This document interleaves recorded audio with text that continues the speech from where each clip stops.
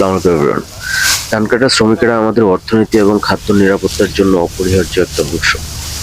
তাদের শ্রমের মাধ্যমে আমরা আমাদের প্রধান খাদ্যশস্য ধান গড়ে তুলতে পারি। রোদে পড়ে বৃষ্টিতে ভিজে তারা কঠোর পরিশ্রমের মাধ্যমে কাজগুলো করে থাকে। কাজটা অনেক কষ্টসাধ্য। কৃষিকাজ আসলে অনেক কষ্টের। যারা করে বা দেখে কাজ থেকে তারা একমাত্র বুঝতে পারে যে আসলে কতটা কষ্ট করে করতে হবে। তারা কিছুদিন ধান কাটার পরে হাতের অবস্থা খারাপ হয়ে যায়, মানে এত কষ্ট হয় আর কি। আর ধান এগুলো কাটা অনেক কষ্টের কাজ। তো আল্লাহ তাদেরকে সুস্থ রাখুক, ভালো রাখুক, কাজ করার ক্ষমতা বাড়ায় দেখ, দোয়া করি দেখতেছি যে আপনি ধান কাজ যেন করে যেতে পারে।